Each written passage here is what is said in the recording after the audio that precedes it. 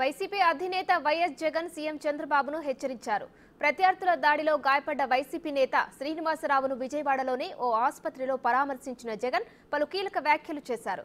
చంద్రబాబు పాలనపై దృష్టి పెట్టకుండా దాడులు చేయిస్తున్నారని అన్నారు. పరిస్థితులు ఇలాగే కొనసాగితే తమ ప్రభుత్వం వచ్చాక ప్రతిదాడులు చేసే తమ కార్యకర్తలను ఆపలేమని వార్నింగ్ ఇచ్చారు.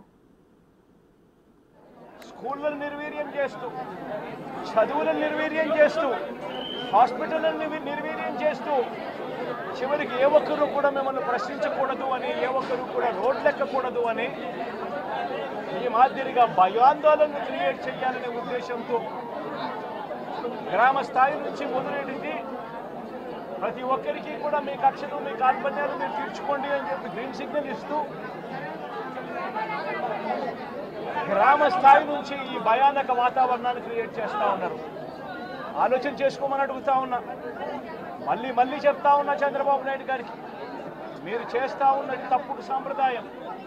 ఇది గనక కొనసాగింది అని అంటే రేపు పొద్దున ఏం జరుగుతుంది అని అంటే, ఈరోజు మీ ప్రభుత్వం ఉంది, చాలా వేగంగా మీ ప్రభుత్వం కూడా తుడిచిపెట్టుకొని పోతుంది. ఆ తర్వాత మళ్ళీ మా ప్రభుత్వం వస్తుంది. ఆ తప్పుడు మా ప్రభుత్వం వచ్చినప్పుడు కార్యకర్తలను నేను వద్దు అని చెప్పినా కూడా వినకుండా ఆ కార్యకర్తలు చంద్రబాబు నాయుడు గారి తెలుగుదేశం పార్టీ వాళ్ళందరికీ కూడా బుద్ధి చెప్పే పరిస్థితి కూడా చంద్రబాబు నాయుడు గారు